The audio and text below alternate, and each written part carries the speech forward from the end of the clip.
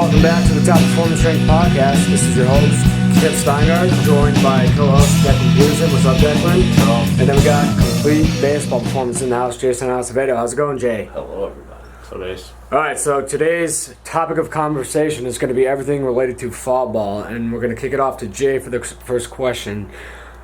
What is the mission or the overall goal of fall baseball? Are we going to go down the exposure hole, or are we going to go down the skill development hole, or are we going to talk about both topics of conversation here?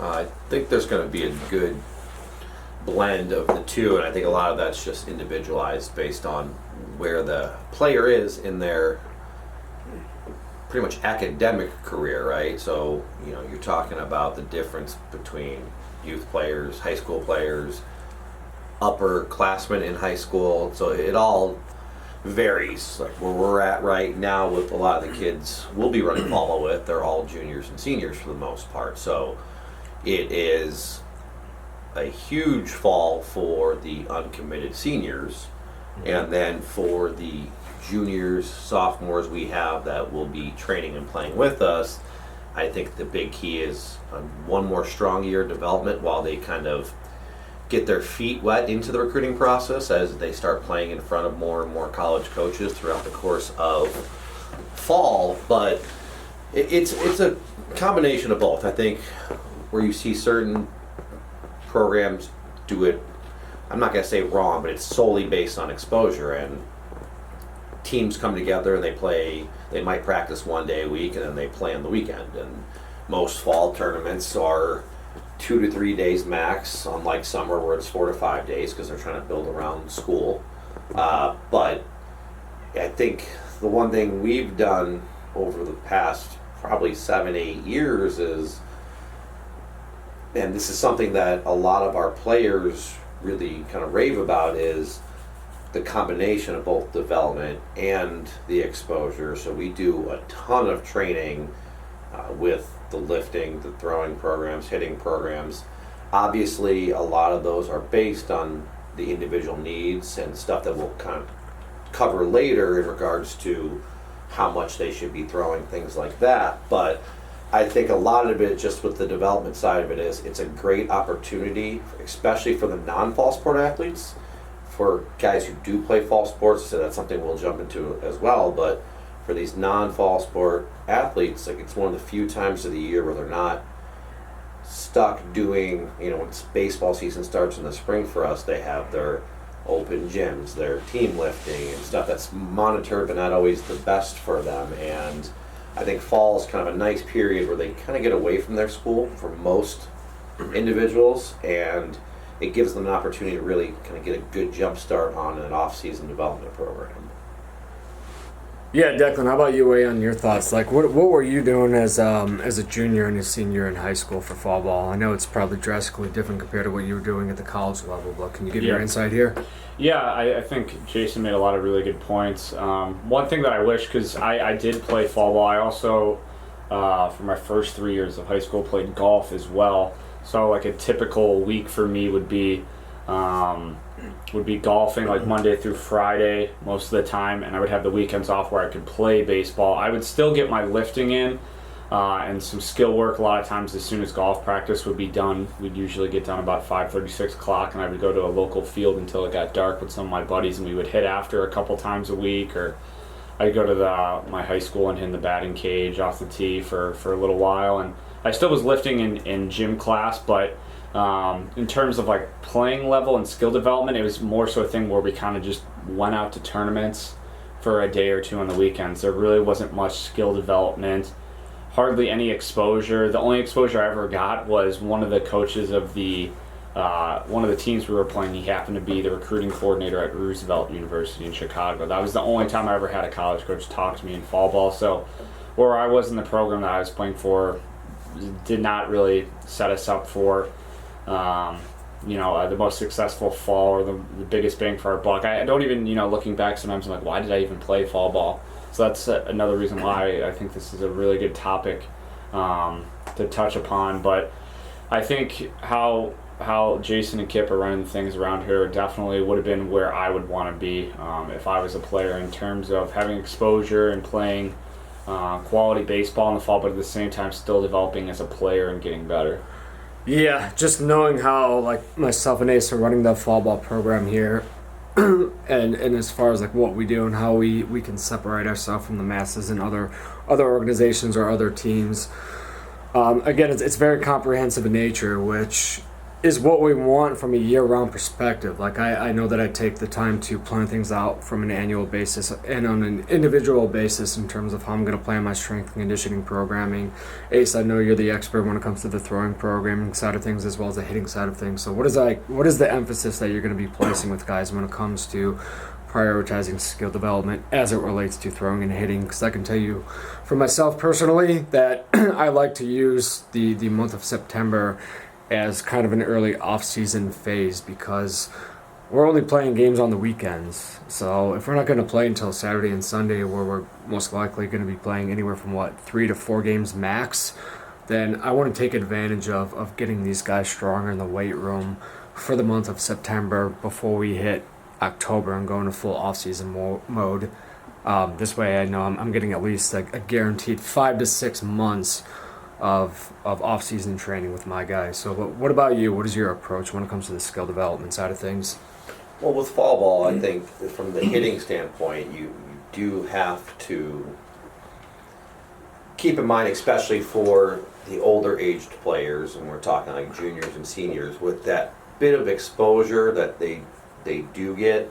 And like I said, to kind of, follow up with what Declan was talking about for a second, like, obviously the tournaments you play in dictate how many schools are going to be there, right? So if you're playing a local, tournament at some regular like Park District type of complex, like there ain't going to be many guys there. But if you're going and playing every weekend and your goal is to sign up for these tournaments that put you on the college fields where at least 1 or 2 schools is going to be there, that is kind of the importance of that when you're, as a coach, when you're picking the tournaments. But to go into what you just asked, when we're talking about the hitting side of it, it's kind of a joint combination. We want to do some stuff that is going to help build and develop their swing speed, just core movements.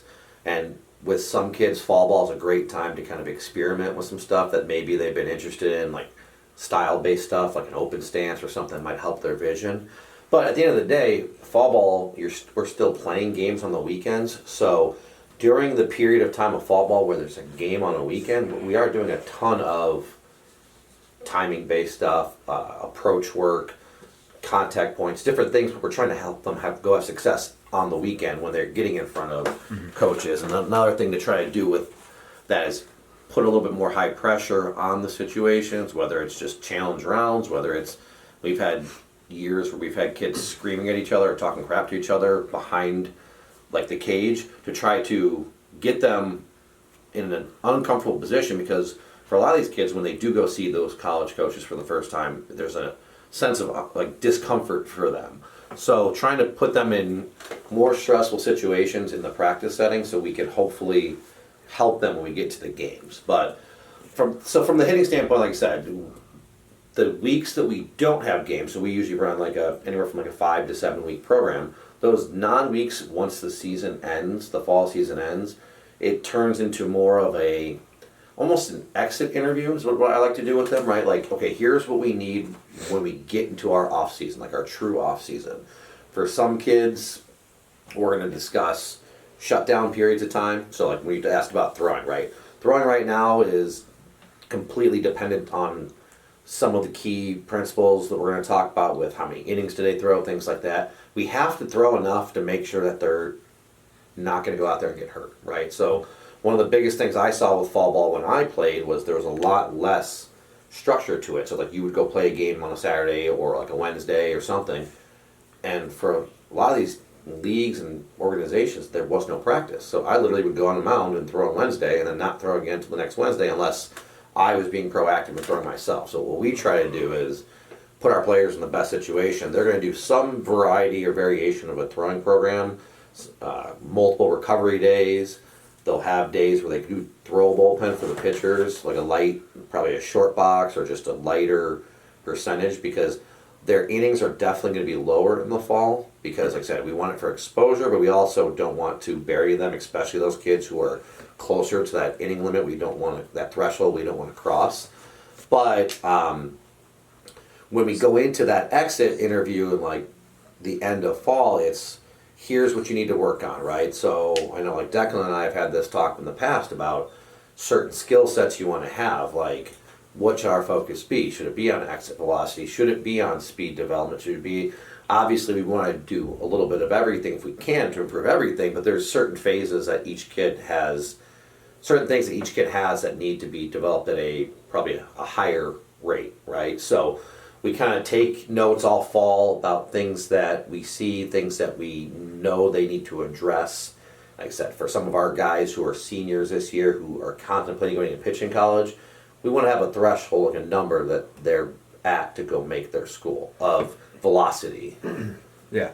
Yeah, you mentioned a certain threshold when it comes to like how many innings and how many pitches did they throw, say like over the course of the competitive spring and summer season. So that's actually the first question that I put up on the board is how many innings did they throw between spring ball and summer ball? Because at this point they've played 6 or 7 months of baseball. Mm-hmm. So I think that's something important, or that's an important conversation to have with the individual player, especially if you're a pitcher, is how many innings did they throw over the course of that 6-month period? Because we know that when it comes to injury, the number one factor that correlates to injury is overuse, and we increase the risk of injury if we're throwing 100+ innings over the course of that season. So how are we tracking and monitoring these things, ensuring that we are not exceeding that threshold so we minimize risk of injury and we keep guys healthy? I think a lot of it now, technology's made life easier. Game Changer is something that almost every team I know uses, and it tracks all that, right? I mean, you're hoping for competency in the kids or the parents or whoever's taking the Game Changer, but yeah, I can go look up, and the guy who was our number one pitcher this year, I can go look at both the summer and the high school season, and some high schools keep their stuff private, so you can't see. Some don't, so it's available to more people. But I was able to look and go, okay, so he threw this much in the spring, this much in the summer, so he's at probably right around 71 innings between his spring and summer season. So I know, the magic number they use that you put up on the board here is 100, right? There's studies showing anything over 100 can add. You can increase the risk of injury by 3 times the amount, along with the fact that if you just say average 80 pitches a game, you can increase the risk by 4 times the amount, or throw less than, say, 8 months out of the year, then you can minimize injury risk by 5 times the amount. So I think that's important research to dive into. And like we said, it's going to be an individualized approach. And if we look at this pitcher in particular that we're talking about, we know that he probably threw, roughly 30 innings over the course of the summer and maybe about 30 plus over the spring season. So he's probably coming up about 60 plus innings, and we're only playing in 30 tournaments. So there's not that risk of running 100 plus innings going into the fall. Even if he had a full, we're not going to, but even if he did throw 7 innings each game, he wouldn't cross that threshold of 100. But the other thing to talk about when it comes to the amount of pitches per game, and there are other studies on this as well, is a regular inning versus a stress inning, right? If I referenced when we were talking right before this, Tom House, and they have millions of studies between.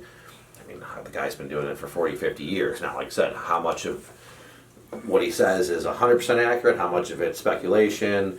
There's conversations with him and James Andrews, who's, as most people know, is pretty much the leading expert in all the UCL damage stuff, and does a lot of the Tommy John surgery for pitchers. And, in those certain games, if a kid's only throwing 12 to 15 pitches an inning and he goes for 7 innings, he's going to cross that 80 pitch threshold, but there's very little stress put on him. But if you have a kid who throws 30 plus pitches in 1 inning, that threshold of stress is just as high as throwing 80 pitches. So it just depends on, if you see a kid and he goes 35 pitches in an inning, there's very low chance that I'm going to go put him out again.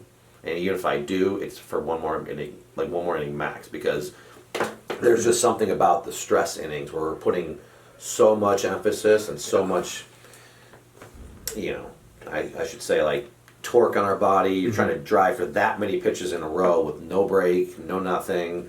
Kids are in a higher stress with now, like our heart beats faster. A lot of stuff, like stress plays into a lot of issues when it comes to performance. And so if we get a kid who's in an inning where he's struggling, he's throwing a lot, that's almost just as detrimental, if not more, than throwing 80 pitches. But it's like I said, it's how they got to that number. I think that's the one thing I've seen, like James Andrews talk about, Tom House talk about, is like you see big leaguers will throw 85, 90 pitches, and they're obviously the elite of the elite. Some of them have arm issues, some of them don't, but it's just paying attention to how they were managed earlier in that game, too. For some of the guys who've had sustainable careers for a long time, they very rarely have those bad innings. And when they do, their inning total usually is around the 5 mark, right? So they're not throwing that much. So I think there's so much more than just the 3 that we put up there in terms of, like I said, how frequently we're throwing off a mound, things like that. But there's so much that can lead to extra stress. But I think a lot of that, it can be a whole different conversation. But in terms of fall, like, it's still fall ball. You're not going to try to risk somebody throwing 7 innings. Yeah. If a college coach can't figure out in 1 to 2 innings what a kid has, probably not a place they're going to be going anyway. Yeah. You you hit on a lot of really good points there, but like one of the points that we made prior to starting the podcast, with the conversation prior to pressing the record button, was this specifically relates to pitching, and I also believe the research is very specific to a specific age group as well. I would imagine that the risk of injury is going to only increase with the younger population as well, because they're not as physically mature as some of the kids that we work with in high school, as well as the college level. And of course, if you get into the pro level, then you're talking about the fact that these guys have the best of the best when it comes to everybody in the sports medicine field. So their bounce back ability is going to be much more, I say, comprehensive, because of what they have available in comparison to obviously the high school and college kid and even the youth kid. But how does this kind of relate to just throwing in general too, regardless of the fact of, not everybody is a pitcher, if we're looking specifically at position players? And I always talk about the importance of having an annual strength and conditioning program. Like, how does this relate to position players specifically in terms of how you program your annual throwing programs? So, I mean, when I'm, a lot of it is based on, like I said, the period of the year, right? So it's very cyclical. There's different periods, different phases, just like in lifting. Yeah. It depends on where the kid is, right? Yeah. I'm always going to schedule probably a 4 to 6 week period of time where they shut it down, or everything's going to be very recovery based, right? That's usually right after fall ball. But I think the biggest issue I've seen, both from the position player and the pitching, is not enough time ramp-up period to get a kid healthy enough to throw a ball at a max velocity when they get closer to season, right? Part of that is, all these showcase tournaments or showcases they go to in the winter. Yeah. It's tough to get to that spot where kids know where to shut down, know when to ramp it back up. But, right after fall, as long as they don't have anything going on after, like one of these showcases that they might be attending, I want them to get some time off, let their body relax, heal. They can do stuff very lightly, but we then go right into a build-up period or a ramp-up period where we're trying to get their base level of throwing. Their reps are a little bit lower, but we're just trying to get them back into throwing again. So by the time the calendar year turns and we start preparing them for the push towards high school season, at least in the Midwest, right? In the Midwest, we have, it's kind of like a March is when high school starts, right? Versus down south, out west, you start as early as January. So the phase all differs based on the time of year and when they play baseball, right? But I think a lot of it is, the one thing I've heard is, in America, people, they pitch and they do game-like speed too much, but they don't throw enough, if that makes sense. So a lot of them, they kind of skip out on that ramp-up period or their cool-down periods, like the deload periods, where our body needs that. And if we don't get those two, we're at such a high risk of injury. And that's where the cross between, playing another sport, that's where it gets interesting, because, me growing up, like, I played basketball for 2 of the 4 years of high school, and oddly enough, I always had very beginning of the year some type of little tendonitis or something that hit me because I don't think I was prepared enough to throw at a high level. And when I'm in high school, I started probably one every 3 games, right? I started 18 games my senior year of high school on the mound. So that's not even allowed anymore in Illinois, but I started 18 games. So, if I don't throw a ball and I'm not prepared, and then all of a sudden I'm on the mound throwing 5-6 innings in early March, I'm probably not prepared. So then what happens? I start compensating, little tiny aches and pains occur. So I really like right after fall ball, like during fall ball, it's a lot of maintenance. Maybe we see some gains on velocity depending on the individual and how frequently they've been doing stuff. So a newer player who's never done anything, even doing some of the core movements, just on-ramp movements, they're going to see little spikes, right? Versus a kid who's done 3 years of a throwing program, they're not going to have as giant of a spike. It's about kind of keeping their arm healthy and then giving them those short bursts of stress that they need to try to get some of those changes, those gains that they want. But like I said, it's a constant phase of ramping up, like max effort, deload. It's just constant back and forth, just depending on the time of year. And I think that's where players tend to go wrong is like they'll see a recovery day and they don't do it, right? They think that means don't do anything. And that's not necessarily true, right? Some of the recovery days we want, range of motion stuff. We want like scapular rotation stuff. A lot of stuff that could benefit them without having to throw. And I think that's where we see a lot of athletes struggle. And I really do think it's all players want to play. The practice side of it's always iffy. And that's where, you listen to experts talk about why some of these other countries are so good. And you don't tend to see a lot of issues until they come over to America, like the Dominican Republic. Those guys practice all day. And they might play a game or two. Now that they have those academies, it might be changing a little bit, but they don't. Not some people don't even play. They just practice baseball all day long, and so they're constantly throwing. They're constantly taking practice. But in America, we're very game first, right? So you'll see teams play 70 games in 11U baseball, and you go, why? But that's it. And then they don't have time for that. Okay, I'm playing 70 games in 4 months. I can't practice. So now I'm never actually developing a kid to get better. It's just about him going out and playing in games. So there's that back and forth of, like you said, it tailors into fall ball, but all the off-season stuff as well, which is, are we putting the right focus on the athlete to develop? Are we just trying to go win games? That's that fine line. That's where, like I said, the reason I think we've done what we've done with the fall ball side of it is, we want a little of both. We want to develop, but then we also want to compete in some of these games because, in some of these bigger tournaments, like if you go to a bigger tournament and you go to playoffs in, like, let's say a Colonels and a Perfect Game Colonels in Iowa, if you go to the playoffs in that, there's going to be a ton of school. There has been year in and year out, right? Versus if you go to a regular tournament in Elgin, you're lucky if you can get a JUCO or Division III coach out to watch you guys. So the sum of the winning side of it's important, because you want to put yourself in the best situation. That's what happened with Brennan, and we took a team to Arizona. We were in the playoffs.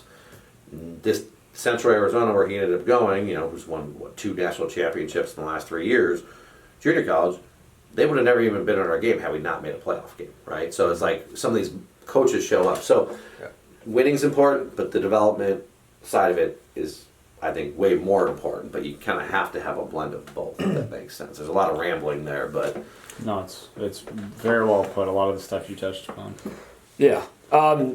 Declan, you just got back from your pro season a few weeks ago, and you had mentioned that you're shutting your arm down for about a month. Yeah. Right? And then I think you had mentioned come next week you're going to start ramping up again when it comes to workload, intensity, and volume. Talk about your approach there. Yeah, so how it differs from some of the points that Ace just touched on. Yeah, I mean, so I haven't, it's August 2022. The last time I took an extended period of time, I'm talking, 3, 4, 5 weeks off from throwing, I believe was November of 2020. So it's been a very, very long time since I've taken an extended period of time off from throwing, and my arm was feeling a little bit dead, and I wound up actually pitching this year, which was pretty wild. A couple times off the mound, 4 or 5 times. So after my season was done, my arm wasn't hurting, but just has not felt fresh for the last month or two. So I decided to shut down, actually, kind of some of the points that Jason talked about, where I'm not throwing. I haven't thrown since, actually thrown since the beginning of August. So I should be starting throwing again, ramping back up this coming Monday after we're recording this. So it's in a couple days. But I felt like I really needed some time to work on some other things in terms of shoulder health, body care, all kinds of stuff, working and pressing a little bit more with, a lot of posterior shoulder stuff, tissue quality in my pack, external rotation work, internal rotation work, and just kind of set myself up for the best place possible, because I am thinking about playing winter ball this year. My plan is to start playing somewhere in November or December. And I just didn't think that physically, without having at least somewhat of a little bit of period shutting down, I didn't know if I would be able to play winter ball and then go into the following season playing as best as I could. So I thought that this would be my best time possible to get my arm healthy and in a good spot for what's to come in the near future. Okay. Ace, you talked, or you mentioned how there's kind of like this constant fluctuation between, say, guys ramping up or just not knowing how to. Obviously, a lot of these guys aren't going to know how to program for themselves. So, like, coming back to developing the yearly plan, and that always comes back to the individual athlete themselves, as well as the time of the year is going to play a big role in that in terms of how you're going to go about managing overall workload.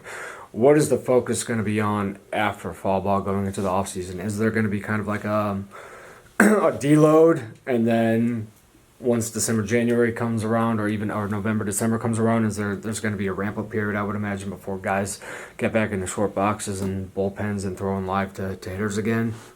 Yeah, What does that look like? Yeah, so once again, like I said, I know it's kind of the redundant statement we keep saying and keep repeating it, but it depends on the individual, right? If we have a kid who threw 6 innings all year, but he's a pitcher, well, he can afford to be a little bit more aggressive right afterwards, right? But I still like, my thing is I like to give kids at least a month, right? And the reason is, here it's different. We can't play year-round baseball, which I know that's a whole conversation. You see a lot of kids down south, they play pretty much year-round.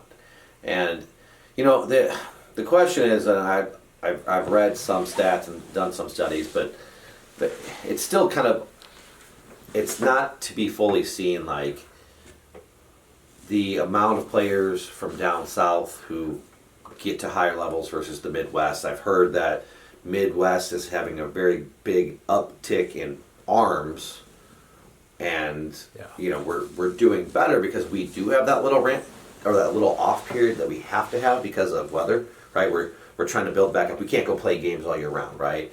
But so from a throwing standpoint, I'm usually going to give people about a month off, and then it's a very progressive ramp up period.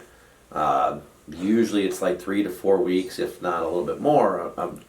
Kind of an equal dose of throwing patterning and recovery based. After we hit that point, then we tend to add some of those higher velocity and intensity days. Because, I think that what people see, right? Everyone sees the social media and all the sexy stuff, right? Guys doing pull downs and throwing 110 with a 3-ounce ball, guys max test. They don't realize that even all those places, like a driveline, all those, driveline schedules just as many recovery days as they do some of those days, right? So I think people see what they want to see, right? And, it's funny, I read arguments with people like, oh, we'll just, go throw hard all the time. Point, your body has to be prepared to do that, right? Doing a 10-minute warm-up beforehand and some light throws isn't going to get your body to the best ability to throw your hardest all the time. So I think there has to be a ramp-up period no matter what. It's just, in terms of the shutdown period, it depends on the individual who you're talking about, right? If it's a kid who's thrown 80, 90 innings, we can afford to let him rest a little bit more, but also know that that same type of kid, if he threw that type of workload in the spring last year, we need to have him prepared for that workload for next spring, because there's almost a guarantee it's going to happen again. So if we try to go too many days off, now we risk that ramp up period and that period of getting to that higher intensity, and that's where it's tricky, right? So, I mean, I know it's the same with lifting, but you really have to kind of reverse engineer. Okay, here's when I start. Here's when they are going to be starting their first game, right? In Illinois, you're looking at usually the second or third week of March, right? So if I hit that second or third week of March, I have to put myself in a position to, if I work back 12, 16, 18 weeks, to build up to that day, to be ready for that day, to be at my, close to my best capacity, right? We understand the first couple games are usually going to be slower. There's a period of time we're going to hit our peak, but if a guy's going to go out there and their coach is going to throw them 70, 80 pitches on day one, which, you know, I don't advise, but it happens in high school, especially when it comes to winning and losing, because if somebody's their best pitcher, they're going to usually ride them a little bit better, ride them a little bit more. We want to make sure that they're ready to go at that capacity. Now, does that come with maybe more intensity than we want? Yes, but unfortunately here, we don't have them year round. We have to kind of share and let them go to their high school, and that's where, you know, there's that constant battle. I know both on the strength side and the baseball side is the different messages you hear from different teams. Yep. And that's where I know it gets real tricky. So it's trying to do the best we can to prepare kids to be ready to play at their high school, knowing that if we had them, we might do things differently. Right. And not just the fact that a lot of these kids are, or I should say the majority of these kids, minus like one or two that are playing high school ball, and I understand the frustration that comes with dealing with a competing message. But what about, say, other kids that want to play fall ball that are also playing another sport right now, such as, like, we see a lot of guys that are playing golf or soccer, or probably football is going to be the most popular. And I know from my standpoint that football players are going to typically have their workouts early in the morning prior to school, because they're going to practice for 2.5, 3+ hours after school. So by the time they get in here at night, they've already put in 3 to 4+ hours of physical work. The last thing I want to do with them is continue to add any level of fatigue on top of the work that they've already done throughout the course of the day. So I think the main focus probably becomes skill development to prepare them for the games, because I know that they're already getting in their physical work or the strength conditioning work in the weight room. So what does your approach look like with these guys, knowing that they're probably coming in a little bit tired and fatigued on a daily basis? Well, when it comes to like throwing, we're very light then. I mean, you know, get a kid who's got 3-hour football practice. Once again, the sport they're playing dictates that, right? Like, I know there's a physicality to golf where you're carrying your bag, you're walking a lot, but like, you know, a max out football practice versus you doing a round of golf practice, there's going to be differences in the player, right? Obviously, probably right? A drastic difference. You know, so I think a lot of it is like, you know, we have cross country athletes. Well, if they have a meet that day and they're running their 3-mile timed rate, like, I don't want them to go do as much volume, right? I might say, hey, do some recovery stuff, play very light catch, you know, so that way we keep our arm in shape, but then go to the recovery room and do some recovery-based stuff, because you did just run, you know, a race, right? Or you did just have a football practice where you were working on, you know, football, there's times you beat the crap out of each other, right? So, or did they have a game do they have a game the next day and they need to be a little bit more prepared in terms of like a football game, right? Where we want them healthy because we don't want them getting hurt before their baseball game. So it's a trick. And I think a lot of that, like we mentioned, we have up there, right? Like, who should fall ball before? If you're committed already and you play football or any of those, like, I don't think it's as important for you to play the fall. Like, yes, we want the development, but if you're doing football and trying to develop, there's stuff we can give you at home that doesn't involve like the volume or the intensity to continue your craft. But it's usually better to let your body heal, right? Yeah. Versus somebody, we referenced Brendan again earlier, but a kid we had that he was a very good an all-state soccer player, but he wasn't committed yet. Like, he had to do it because he wanted to go play college baseball, but he was really good at soccer, so he kind of worked out something with his school where it's like, hey, you do this. If you have a baseball game, you go to that because we know it's important. That's what you want to do. But he was very open with his coaches about like, all right, if you aren't going to let me play baseball, I'm not going to be able to play soccer because this is what I want, and fall will be huge for me. But so I think a lot of it is with some of these non-sport athletes, we're talking about like or these fall sport athletes, like our golfers, I can go give them a throwing program and not really worry about them as much. barring it being like 105 degrees outside and they just got killed being outside. But a lot of it is fall, when you're dealing with players who have multiple sports, there's so much more communication that has to be had amongst trainers, coaches, because, I don't know. Did a kid in football just watch film? Like, if that's the case, then we can be a little bit more, okay, do your throwing program, we'll alter it. But that's the thing we do with the throwing program is, okay, I might have it set, like, you're going to do this and this. And Declan, this happened to him. He's like, okay, well, my body's a little sore today. Okay, so switch it. Don't do that day, then do this day. Don't do a high-intensity day when you feel like crap. Right? So I think that's the thing, is that there has to be communication. I think that's where a lot of young players, I try to get on them early. With me, I'm more sarcastic with them, so they try to break into that comfort zone where they go, hey, coach, like, I'm tired, right? Like, if I was like this strict asshole like we've seen in the past with certain places we've been, where it's like, no, you're doing this no matter what because you're part of the team. Yikes. That's not getting kids better, right? Like, I want a kid to know that, hey, like, I might give you shit and we might have some fun with it and joke around, but if you're sore today or something's going on, I don't want you doing something that's going to put you at risk. That's that whole adding stress on top of fatigue. It never works. Like, it might be okay for a month, a year, but you just become a ticking time bomb. Yeah.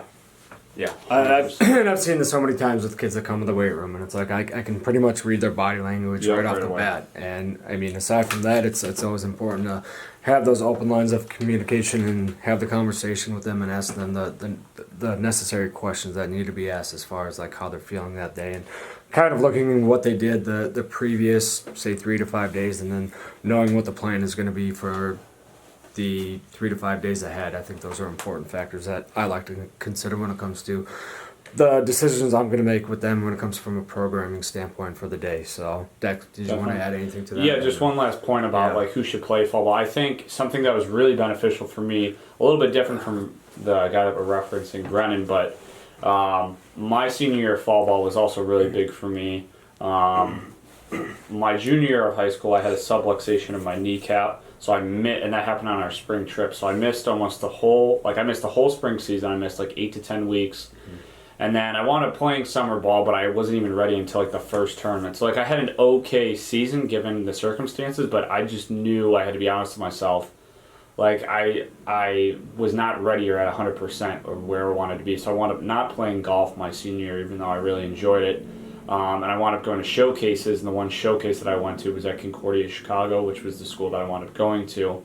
And I wound up playing not only on the weekends, but playing for a weekday fall ball team too. So I was able to get a good amount of at-bats rather than, playing 2 or 3 games a week like I had in years past. I was playing, 5, 6, 7 games a week at least between the week and the weekend.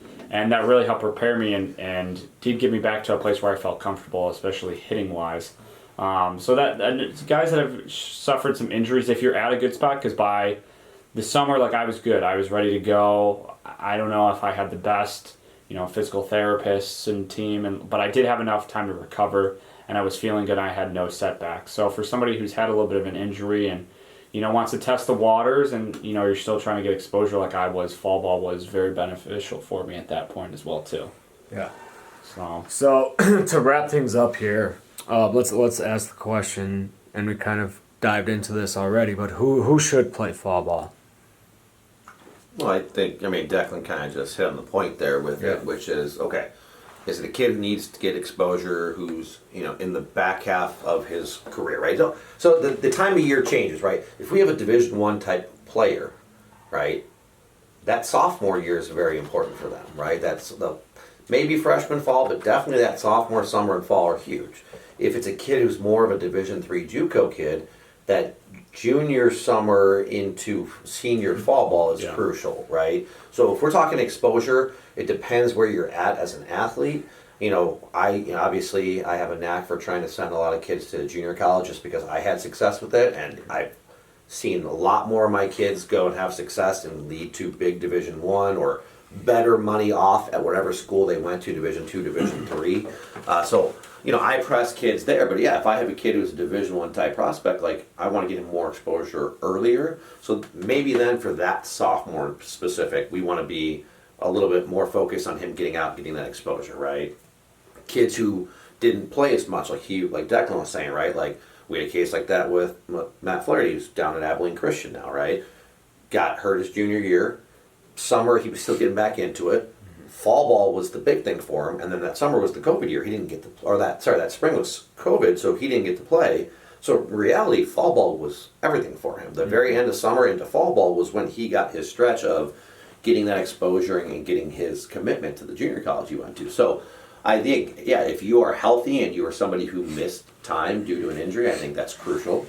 And like I said, from the development standpoint, I mean, anyone can, as long as you're not killing yourself in regards to doing football, doing lifting. The biggest mistake I think we've seen is kids who are incredible athletes who get overworked because they need to be a team player at this place or this place or this place. And we know certain high schools where that's very relevant, right? That I'm not going to name, but like certain places, they are very relevant where it's like, no, you're going to do our running, our this, and then Our way or the highway. And then all of a sudden a kid doesn't have his time to develop because he's got to go run 7 miles for his high school team, right? So I think a lot of it is, it really depends at where you're at in your career and what your focus is.